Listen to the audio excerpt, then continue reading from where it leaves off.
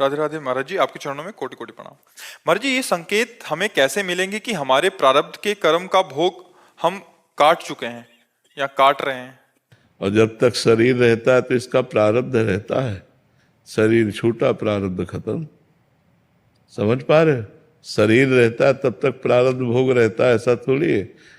आज आप चकाचक सवानंद चल रहा है, कल देख लेना दुख आएगा। आज दुखी चल रहे, कल देख लेना सुख आएगा। इसका क्रम बना हुआ है। प्रारब्ध दुख सुख का क्रम बना हुआ है। जब तक शरीर है तो प्रारब्ध ही से तो बना है। प्रारब्ध मिटा, शरीर खत्म। शरीर खत्म, प्रारब्ध मिट गया। प्रारब्ध तब तक रहेगा जब तक शरीर रहेगा। साहिल जी, महाराज जी, घर का माहौल अक्सर थोड़ा नकारात्मक रहता है हमारे घर के सदस्यों के कारण। इस वजह से हमारे अंदर भी नकारात्मक ऊर्जा आती रहती है, मन चिड़चिड़ा हो जाता है, फिर नाम जप में मन नहीं लगता। हाँ, नहीं नहीं, नाम जप करके इस स्थिति को क्रॉस करो। बड़ी कृपा है जो नकारात्मक आसपास वातावरण है, इसमें पास हो गए तो कहीं फेल नहीं होगे। अनुकूलता में भजन हो तो प्रतिकूलता में डर रहता है छूटने का, और जब प्रतिकूलता में भजन का अभ्यास हो जाता है तो अनुकूलता में तो अपने आप होगा। तो इसलिए डरो मत, हिम्मत बनाकर हर प्रतिकूल परिस्थिति में नाम जप करते रहो। नकारात्मक सोच अंदर की और नकारात्मक वातावरण बाहर का, दोनों को रौंदना होगा भजन के बल से। अंदर की सोच को हटाना पड़ेगा। राधा राधा राधा राधा राधा राधा राधा, वो जलाएगा पर राधा राधा। और बाहर जो वातावरण है सबसे नम्र विनम्र व्यवहार, वो आपके प्रति कटुता और आप प्रियता, नाम जब तो निकल जाओगे। अब वातावरण से पूछो तो किसका वातावरण अनुकूल पूछो। सबके कुछ न कुछ प्रतिकूलता अब लगी ही रहती है। ये संसार है, 100 में 2-4 तो प्रतिकूल बने ही रहते हैं। तो ऐसे हमें लगता है, हम सोचे कि अनुकूल परिस्थिति और अनुकूल वातावरण हो मिल जाए तब भजन करेंगे, तो कभी नहीं मिलेगा। जैसी परिस्थिति है, जैसा वातावरण, इसी में भजन करके निकल जाओ तो निकल जाओ, नहीं तो परिस्थिति नहीं बदली जा सकती, अपने भाव बदले जा सकते हैं। अपनी स्थिति को बदलो, अपने भाव को बदलो, हर समय नाम जप करो। वातावरण परिस्थिति वो सब समय से अपने आप बदलेगी। आप सोचो कि हमें अनुकूल वातावरण आज मिले, तो अभी नहीं मिलेगा। पाप का कर्म भी तो भोगना है। जो हमने पूर्व में पाप कर्म किए वैसा भोगना है। वैसे हमें मित्र मिलेंगे, वैसे हमें परिवार मिलेगा, वैसे ही हमें संयोग मिलेगा। जैसा हमारा कर्म है तो हम उसके अनुसार अब ना चलें। जो पूर्व का कर्म जैसा हमें संग दिया अब उसके अनुसार न चलें। अब हम नए कर्म की रचना करें, भगवान के चरित्र पढ़ें, नाम जप करें, भगवान की आराधना करें, तो हमारे प्रारब्ध को भोगने की सामर्थ्य आ जाएगी और आगे का भाग्य निर्मल हो जाएगा हमारा। स्मिथ अग्रवाल जी, यूरोप से। राधे राधे महाराज जी। महाराज जी, जीवन में अनुभव ऐसे रहे हैं कि मुझे लोगों पर आसानी से भरोसा नहीं होता। वैसे भरोसा लोगों पर ना करके भगवान पे ही करे, क्योंकि तुम्हारे जीवन के अनुभव रहे हैं कि आसानी से भरोसा नहीं होता। हम भरोसे के बिना चले नहीं हैं, हमारा भरोसा ही सब कुछ रहा है, लेकिन धोखा ही धोखा है। पर इसलिए मैं 2-3 योजनाएं बना के ही कार्य करता हूँ कि एक में फेल तो फिर दूसरे में, ऐसा है कह रहे हैं। हाँ, नहीं, फिर भी कितना ही हो, भरोसा सिर्फ भगवान पे रखे। व्यक्ति का परोपकार कर दे, उस पर भरोसा न करे। व्यक्ति का भरोसा करने पर हम फंस सकते हैं। भरोसा भगवान का और व्यक्ति का परोपकार। हम तुम्हारा हित करेंगे, तुम्हें सुख देंगे, तुम्हारा मंगल विधान करेंगे, पर हमें पलट कर तुमसे कुछ नहीं चाहिए, वो भगवान देंगे तो सुखी रहोगे।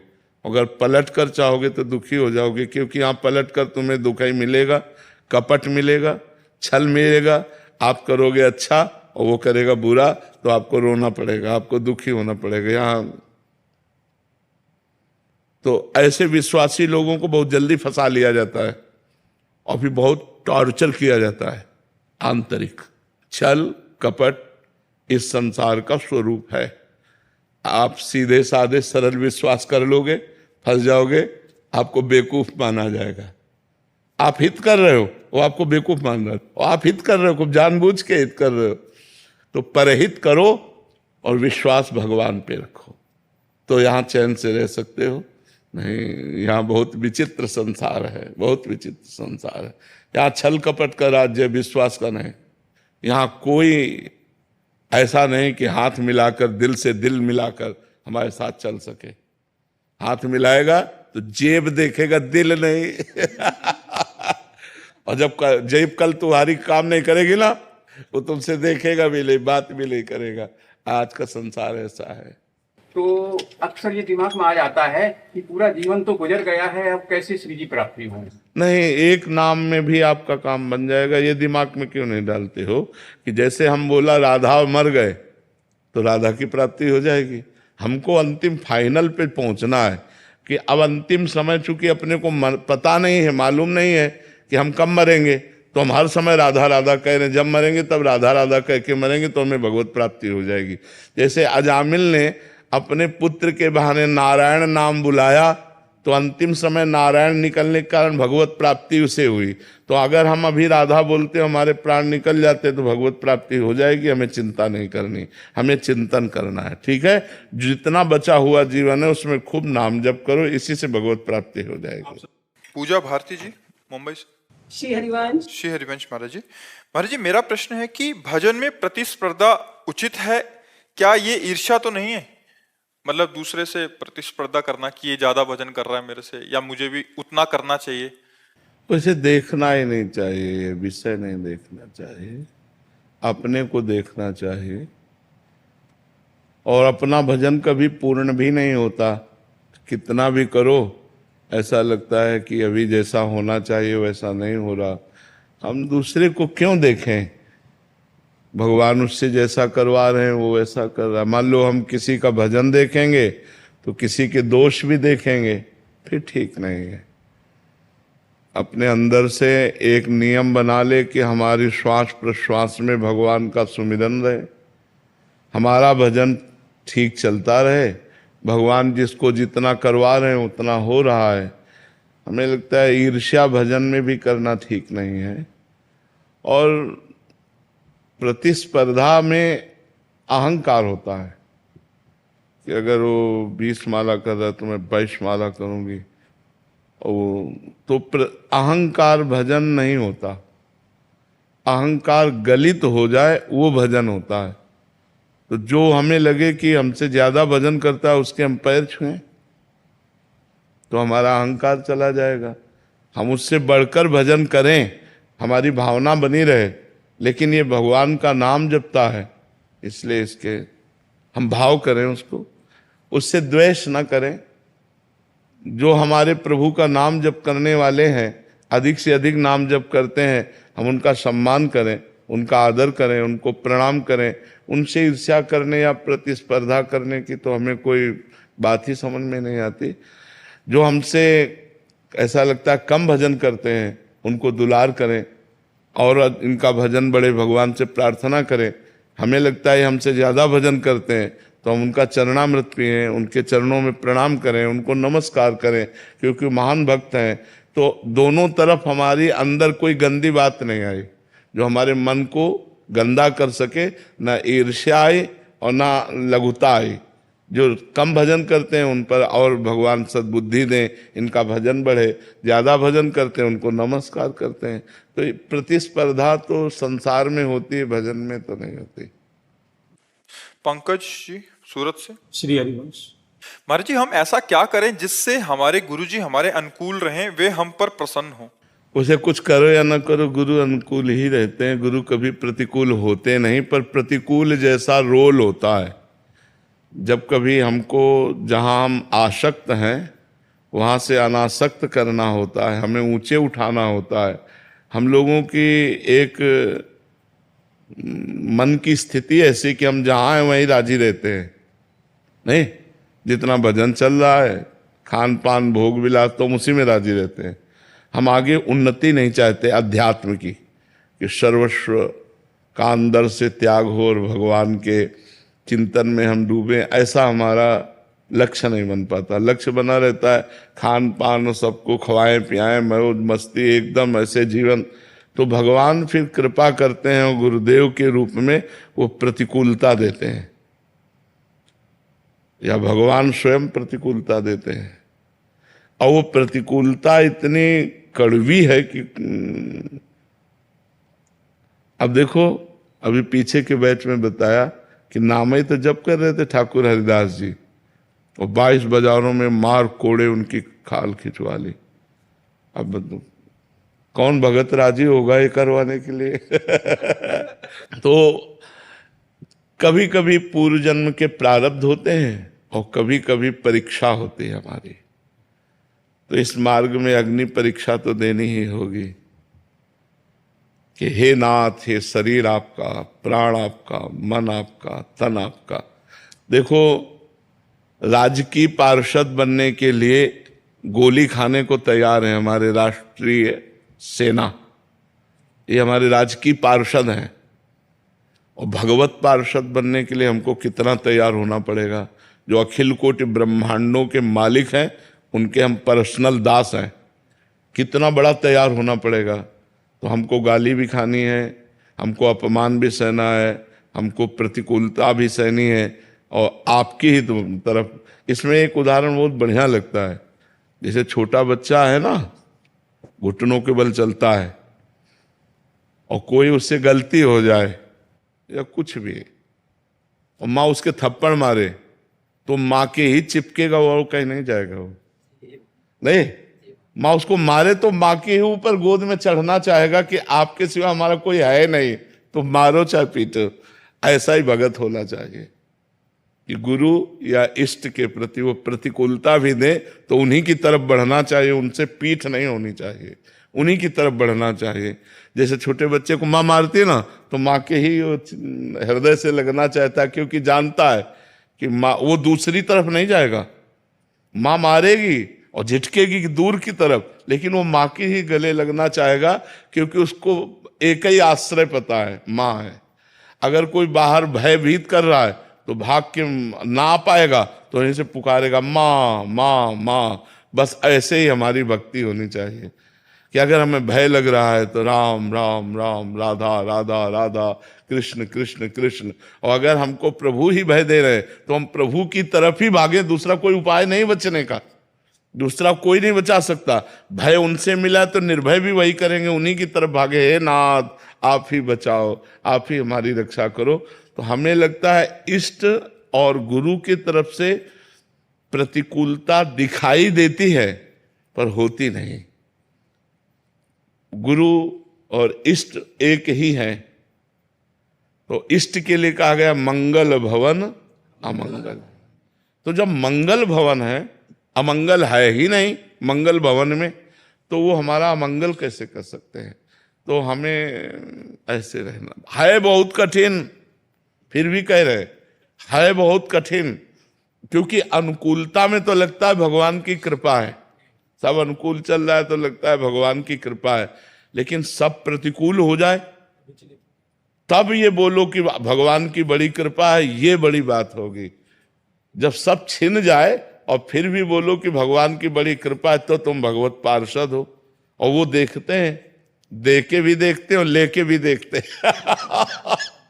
देने में तो कृपा लगती है, चकाचक सब माल आ रहा है, खूब जय हो तो बोले जय हो भगवान आपकी।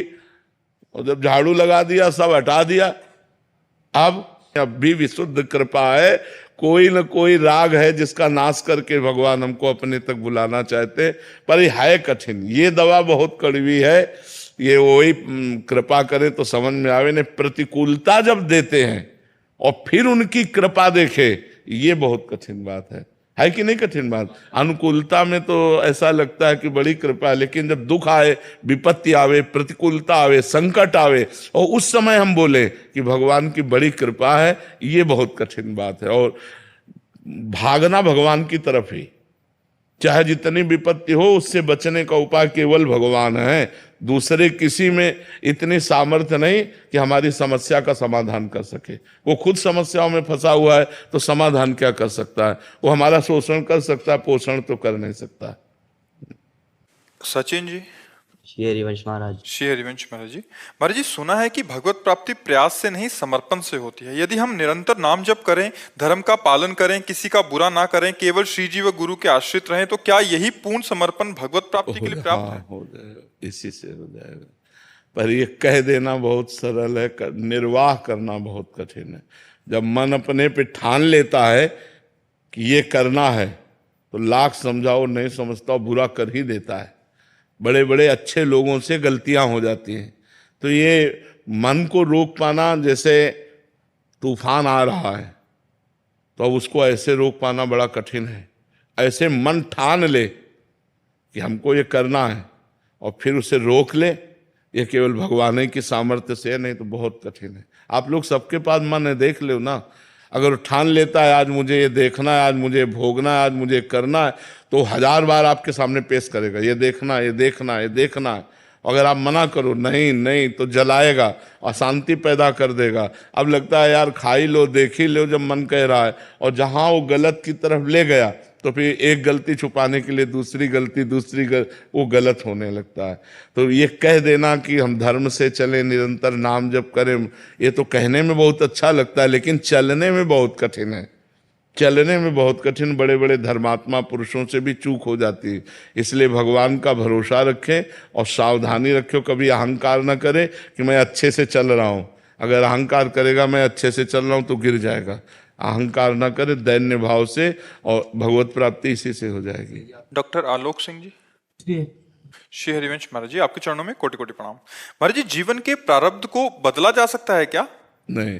तथा मानव जीवन का वास्तविक अर्थ एवं उद्देश्य? मानव जीवन का वास्तविक अर्थ है भगवत प्राप्ति, परोपकार, नाम जप।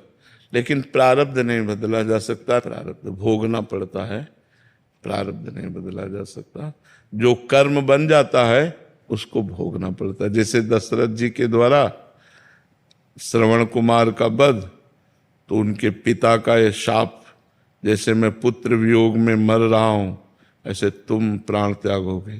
तो राम जी भगवान उनके पुत्र हुए, फिर भी पुत्र वियोग में प्राण त्यागना पड़ा कि नहीं त्यागना पड़ा? तो इससे ये सिद्ध होता है कि जो कर्म बन जाएगा उसका भोग भोगना पड़ेगा। तो जो प्रारब्ध बनकर आ गया वो भोगना पड़ रहा है, बड़े बड़ों को भोगना पड़ता है। इसीलिए नाम जप करो, कोई नशा न करो, कोई गंदे आचरण न करो, कि अब हमारा कोई नया कर्म ना बने, पुराने को भोग लेते हैं और भगवान के पास चलते हैं। हाँ। अंकुश। राधे राधे महाराज जी। महाराज जी, हम सभी जो आपके शरणागत जन हैं, जब निकुंज जाएंगे तो क्या वहां भी केली कुंज का अलग डिपार्टमेंट होगा? आप दिखेंगे ना महाराज जी? ये सब यहाँ मायाकृत है। हम तुम अलग अलग जो दिख रहे हैं सब मायाकृत हैं। वहां सच्चिदानंदमय लीला है। सच्चिदानंदमय लीला में मैं तू नहीं होता, तो एक होते हैं, सब एक रस में डूबे हुए होते हैं। यहाँ की सोच और वहाँ की सोच, यहाँ का रूप वहाँ का रूप, यहाँ की भिन्नता और वहाँ की अभिन्नता हमारी बुद्धि में कैसे आ सकती है? क्योंकि बुद्धि तो यहाँ की है ना, अभी निकुंज की बुद्धि तो नहीं है ना। इसलिए वाणी पाठ करो, नाम जप करो, ठाकुर सेवा करो, परोपकार करो। जब हमारी बुद्धि निकुंज की होगी तब समझ में आ जाएगी। अभी कैसे समझ में आएगी?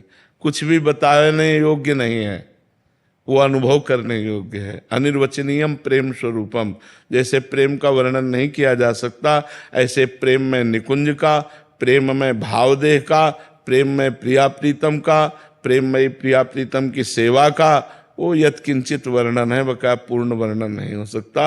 वो तो अनुभव की बात है, हृदय की बात है। इसलिए भजन करो, पहले मनुष्य धर्म से ऊपर उठो। अभी तो मनुष्य धर्म में हो ना, देह भाव में ही हो ना, तो पहले धीरे धीरे वाणी पाठ करो, खूब नाम जप करो, धीरे धीरे चलो। हम लोगों का क्या है, सीधे सब कुछ बात जानना चाहते हैं, तो कुछ बातें होती जानने में नहीं आती, वो अनुभव में आती हैं। वो वाणी के द्वारा नहीं बताया जा सकता, वो पढ़ लिख कर नहीं जाना जा सकता। वो भजन करोगे तब भगवान जब जितना अनुभव कराएंगे वो अनुभव में आएगी। वहां पे पिटाई लगती है सेवा में अगर त्रुटि हो तो? नहीं, सेवा में त्रुटि हो ही नहीं सकती। वहाँ पिटाई का कोई चांस ही नहीं है, क्योंकि सब पास होके जाते हैं ना, फेलियर थोड़ी पहुंचते पिटाई तो फेलियर की होती है। यहां से इतना पिटाई करके भेज दिया जाता है कि वहां पिटाई की जरूरत नहीं होती है। वहां तो परमानंद है, प्रेम में है, प्रेम ही प्रेम, प्रेम ही प्रेम, प्रेम की बाढ़, प्रेम का समुद्र, प्रिया प्रीतम की रूप माधुरी में छके हुए प्रेम में। अरे महासुख है भगवान के पास तो। पर ऐसे थोड़ी पहुंच जाया जाता है भगवान के पास। तभी तो निर्मल मन जन सो मोहि पावा। निर्मल तो जब मले नहीं तो पिटाई कैसे होगी? जब मले नहीं तो ईर्ष्या द्वेष कैसे होगा? जब मले नहीं तो किसी प्रकार का विकार कैसे आएगा? आनंद ही आनंद है। खूब नाम जप करो। वहां पहुंचने की प्रयास में नाम जप और वाणी पाठ दो ही हैं। नाम वाणी जहां, श्याम श्यामा तहां। खूब नाम वाणी मिले। महाराज जी, एक संशय है कि ऐसा बोला जाता है कि श्री जी के चरणों का अध्ययन करना चाहिए आंखें बंद करके। तो हम प्राथमिक शिष्य हैं, हमने श्री जी के अनेक रूप देखे हैं, पर रियल में कभी श्री जी को देखा है? हम कहते हैं श्री जी के नाम का ध्यान करना चाहिए प्राय कहते हैं, क्योंकि सब श्री जी के रूप हैं अलग अलग। अपनी भावना में जैसे आए तो चित्रकार ने उतार दिया। चित्रकार ने भी तो श्री जी को नहीं देखा ना। जिसने चित्र का निर्माण किया उसके भावय में तो आया है, ना कि उसने श्री जी को देख के बनाया है। देखने की सामर्थ्य तो सिद्ध महापुरुषों में होती है। तो नाम में रूप समाया हुआ है। जैसे कृष्ण नाम है तो उसी में सब समाया हुआ है। राधा है उसी में सब समाया हुआ, राम उसी में सब समाया। तो हम राधा, बार बार राधा राधा राधा राधा ध्यान करें, राधा नाम जप करें, तो जो श्री जी का रूप है वो झलकने लगेगा। हम इसीलिए जैसे सब रूप श्री जी के हैं, जब सब रूपों में है तो वो है ही है, लेकिन श्री जी का जो रूप है वो इनमें से, जब सब है तो ये भी है, लेकिन जो रूप है उनका वो कहीं नहीं है। जैसे श्री जी के रूप में आता है पीता अरुणक्षय अनंत तडिल्लता भाम। पीत और अरुणिमा लिए हुए गौरांगी, अनंत बिजलियों की कांति। अब बताओ फोटो में कैसे अनंत बिजलियों की कांति आएगी? एक बिजली की कांति तो हम सह नहीं पाते हैं, और अनंत बिजलियों की कांति जिनकी श्री अंग की आभा निकल रही है, ऐसी श्री जी को कौन से फोटो में लाया जा सकता है? ऐसी न स्याही है, न हमारे दिमाग की क्षमता है कि हम वो भावना में भर से। तो वाणियों का गायन और नाम जप और नाम का ध्यान, ये श्री जी का जो रूप है इसका परिचय दे देगा। नाम वाणी से ही श्री जी का अनुभव होता है। तो अब मानी संख्या ये श्री जी।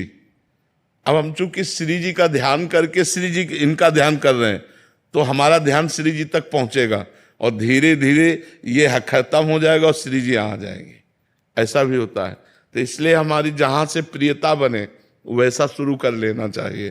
पर हम प्राय आदेश करते हैं कि राधा नाम का ध्यान करो, उसी से सब कुछ बन जाएगा। विकास गर्ग जी हरियाणा से। महाराज जी, आपके चरणों में कोटि कोटि वंदन। महाराज जी, कलयुग के इस भयानक दौर में सच्चे संतों की पहचान कैसे करें महाराज जी? भगवान पहचान करा सकते हैं। बाहरी लक्षणों से तो नौटंकी नाटक में भी 2-4 घंटे के लिए साधु का स्वांग किया जाता है, तो सच्चा ही स्वांग करने का जो भाव प्रकट करते हैं तो सच्चा ही तक दिखाई देता है। असलियत में भगवान के प्रति जो पूर्ण समर्पण है अंदर का, वो बाहरी किसी लक्षणों से जाना नहीं जा सकता। दाढ़ी रखा लेना, बाल रखा लेना, तिलक लगा लेना, वेश परिवर्तन करके, ये कोई साधुता का स्वरूप नहीं है। ये बाहरी रूप साधु का है, लेकिन जो साधुता के लक्षण है वो आने चाहिए। भगवान ने वर्णन किया है भागवत में, सबसे बड़ा लक्षण है मय्यासक्त मना, जिनका मन भगवान में आसक्त हो गया है, भगवान में आसक्त चित्त वाले। तितिक्षवा कारुणिका सुहृदा सर्वदेहिनाम, महान सहनशील। उमा संत के यही बड़ाई, मंद करत जो करे भलाई। जो मान अपमान में समान, दुख सुख में समान, लाभ हानि में समान, जिनके अंदर किसी भी तरह का कोई कलुष नहीं रह गया है, सड विकार जित अनघ अकामा, काम क्रोध लोभ मोह मद मत्सर जिनके ऊपर प्रभाव नहीं डाल सकते, जिनके सारे पाप नष्ट हो गए, जिनके अंदर कोई कामना नहीं, जिनका रहने के स्थान में आसक्ति नहीं, जो भगवान में आसक्त चित्त वाले हैं। अब ये सब अंदर की बातें हैं, तो बाहर कैसे बताया जा सके कि कौन सही है कौन गलत है? ये तो केवल भगवान जान सकते हैं, नहीं जान सकते। जैसे हम रो रहे हैं तो पता नहीं कौन सा चिंतन करके रो रहे हैं, लगेगा संत है रो रहे हैं तो भगवान में रो रहे हैं, लेकिन जरूरी नहीं कि वो भगवान में रो रहा हो। चर्चा भगवान की चल रही है, उसका अंदर का चिंतन क्या चल रहा है, वो अपने किसी दुख से दुखी होकर अंदर के किसी चिंतन से रो रहा। तो ये बाहरी बातें किसी भी तरह प्रमाणित नहीं की जा सकती, लेकिन भगवान जानते हैं। तो हमें लगता है कि भगवान से प्रार्थना करें कि आप अपने जो निज संत जन हैं उनसे मिला दो, तो वो मिला देंगे।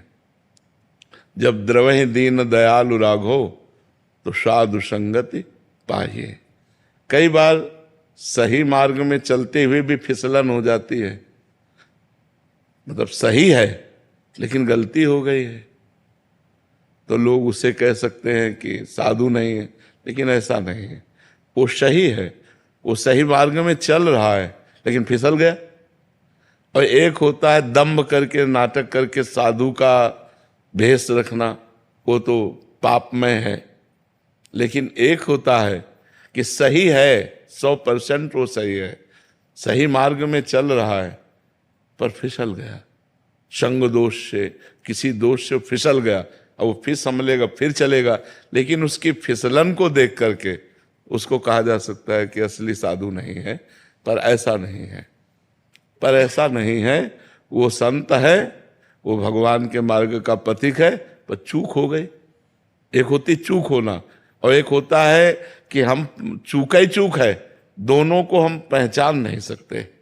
जिसका समाज और एकांत दोनों उज्जवल हों, वो भगवान का प्रेमी संत होता है। उसके लिए चाहे वो अकेला हो चाहे हजार के बीच में बैठा हो, उसमें कोई अंतर बनावट नहीं होती। तो भगवान के लीला कथा में प्रेम होना, भगवान के नाम में प्रेम होना, भगवान के चरणों में प्रेम होना, सबको भगवत स्वरूप समझना, दुख सुख सहना, मान अपमान सहना, ये सब संतों के जीवन में है। पर बाहरी लक्षणों से हम कैसे पहचान सकते हैं? हमें तो एक भी लक्षण बाहरी से नहीं लगता कि साधु की पहचान की जा सके। क्यों? नौटंकी नाटक में भी तो लोग हमसे बढ़िया दाढ़ी लगा लेते हैं, हमसे बढ़िया बाल बना, तो नकली नहीं लगा लेते। तो हमें लगता है कि भगवान ही मिलावे सच्चे संत से। तो जैसे हीरे बोरियों में नहीं होते, हीरे बोरियों में नहीं होते कि बोले ये बोरी काहे की लदी है, बोले हीरों की, नहीं ऐसे ही नहीं। वो तो कहीं ऐसे होते, ऐसे हंस जो होते हैं ना, हंसों की ऐसे जमात नहीं होती कि ऐसे बिरले, ऐसे जो संत होते हैं ना बिरले होते। को एक पाव भगत जिम मोरी। हो सकता है कोई संसार का आदमी उसे न जानता हो कि ये संत है और वो संत हो सकता है बहुत लोग जानते हो वो संत ना हो। दोनों बातें हो सकती है। हो सकता है कोई नहीं जानता उसे, ऐसे पागल सा पड़ा है, ऐसे वो भगवान का प्रेमी संत हो सकता है हजारों लोग जानते हैं लेकिन वो साधुता ना हो। तो हमें तो लगता है इसका फाइनल भगवान ही कर सकते हैं कि संत कौन है और असंत कौन है। सच्चा संत भगवान जानते हैं और वही मिला सकते हैं। बिन हरि कृपा मिले नहीं संता, बिना भगवान की कृपा के संतों को मिलन नहीं होता। तो और हमें तो समझ में नहीं आ रहा कि कैसे पहचाना जा सके। हृदय कंचन कामिनी कीर्ति में लगा हुआ है तो भगवान का, तो इसीलिए हमें लगता है कि सच्चे संत की लिखा है देवर्षि नारद जी ने, महत्संगस्तु दुर्लभो, महान पुरुषों का, संतों का संग दुर्लभ है। महत्संगस्तु दुर्लभ हो, अगम्यो, उनको पहचानना कठिन है।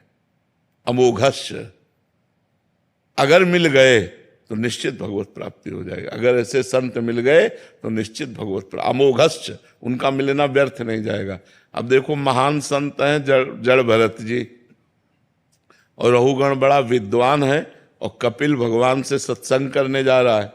एक पालकी का कहार बीमार हुआ तो बोले पकड़ लाओ, तो उन्हीं को पकड़ लाए। अब मलिन वेश है तो ये समझ में ना लाल है ना पीला है, ना तो समझ में नहीं आया कि ये संत है, क्योंकि बाहरी कोई चिन्ह नहीं था और उच्च कोटि की अवस्था थी। ज्ञान की भूमिकाओं में विचरण करने वाले महापुरुष, निरंतर आत्मस्वरूप में स्थित जड़ भरत जी महाराज, पालकी में जोत दिया कि नहीं जोत दिया? सत्संगी पुरुष है रहुगण, कपिल भगवान से सत्संग करता है। वहीं जा रहा था कपिल भगवान से सत्संग करने। सत्संगी पुरुष संत को नहीं पहचान पाया।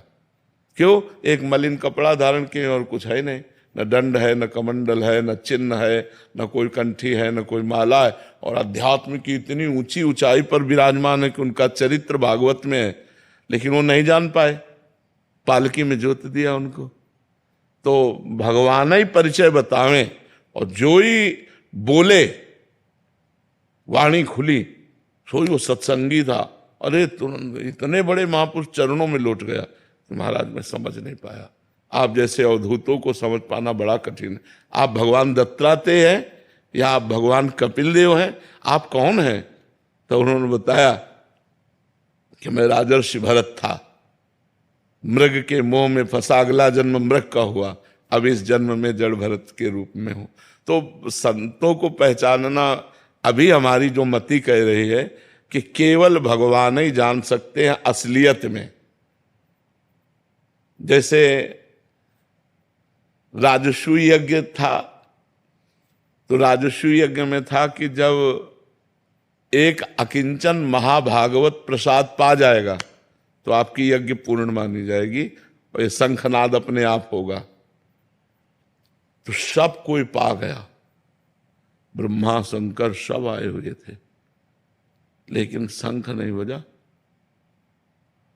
तब युधिष्ठिर जी ने पूछा कि यज्ञ में त्रिभुवन के बड़े बड़े सब ऋषि मुनि महात्मा पा चुके, शंख क्यों? बोले अभी अकिंचन, अकिंचन माने भगवान के सिवा जिसके पास कुछ नहीं है, और दैन्य जिसको ये भी अनुभव नहीं कि मैं भगत हूं, जिसको ये भी भान नहीं कि मैं भक्त हूं, और महान भक्त है और भगवान के सिवा उसके पास कुछ है नहीं। तो भगवान ने कहा कि अभी अकिंचन भक्त ने नहीं पाया। बोले अकिंचन भक्त कहाँ मिलेगा प्रभु ऐसा त्रिभुवन में? बोले आपके ही नगर में रहता है और आपके पास रोज आता है। बोले प्रभु ऐसा भक्त और हम जान नहीं पाए? बोले हाँ, स्वपच वाल्मीकि, रोज दलिया लेके जूठे दोना पत्तल उठा, जाओ उनके घर और निमंत्रण दे और वो प्रसाद पावे तो शंख बजे।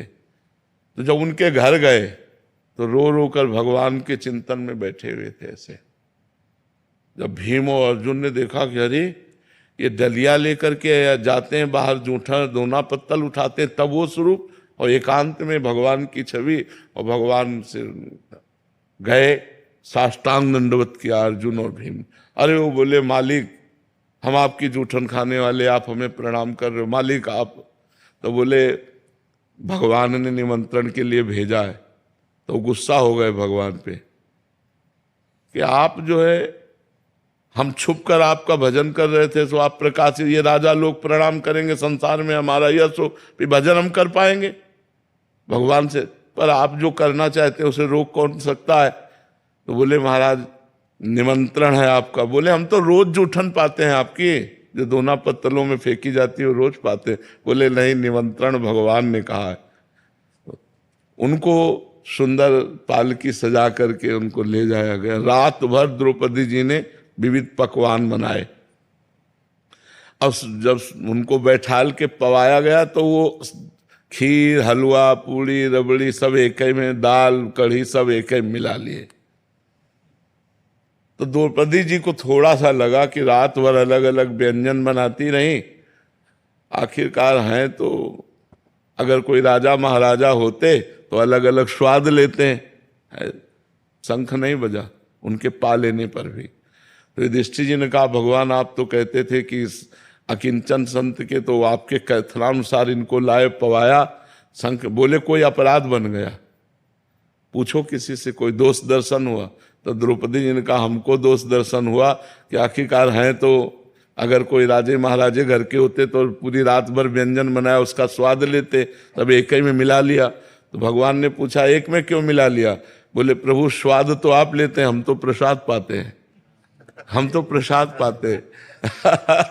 जो ही द्रौपदी जी ने प्रणाम किया सो शंख बज गया। अब बताओ इतना बड़ा महान संत कौन जान रहा था? हाथ में झाड़ू है और डलिया है जिसमें जूठे दोना पत्तल। तो संत केवल वेश से ही नहीं है, स्थिति से है। वेश और स्थिति दोनों तो क्या कहना है, और वेश नहीं स्थिति है तो वो संत है। जैसे विभीषण जी के लिए भगवान कह रहे हैं तुम सरीखे संत प्रिय मोरे, देह धरो नहीं आन निहोरे। तो हमें लगता है भगवान से प्रार्थना करनी चाहिए, वही मिला देंगे। भगवान मिला दें तब बात। अब मोहि भा भरोसा अनुमंता, बिनु हरि कृपा मिले नहीं संता। जी ब्रज किसे कहते हैं? संस्कृत में ब्रज का अर्थ है व्यापक, और जो व्यापक परमात्मा है जहां प्रकट होकर के लीला की उसे ब्रज 84 धाम कहते हैं। ब्रज का शब्द जो भागवत में लिखा हुआ है वो व्यापक, जो सर्वत्र व्यापक परमात्मा है वही प्रकट होकर जिस स्थान पर लीला की उसे ब्रज कहते हैं। 84 कोस भूमि को ब्रज कहा गया है। अर्थात इसमें कण कण में परमात्मा व्याप्त है। जो परब्रह्म परमात्मा है ये परमात्मा स्वरूप 84 कोस भूमि है। ब्रज माने परमात्मा जो व्यापक है, सर्वत्र है, वही यहाँ जो लीला क्रीड़ा की तो इस क्षेत्र को ब्रज कहते हैं। 84 कोश भूमि ये ब्रज क्षेत्र, ये भगवत स्वरूप है, ये श्री कृष्णमय है। यहाँ वास करने का मतलब श्री कृष्ण की गोद में वास करना। जैसा हमने शास्त्र और संतों से सुना, ब्रज का सीधा अर्थ है व्यापक, और व्यापक है परमात्मा, और वो यहाँ प्रकट हुआ और वो यहाँ लीला की, तो इस 84 कोस भूमि को ब्रज कहा गया। और इस ब्रज भूमि में जो वास करता है मानो श्री कृष्ण की गोद में वास करता है।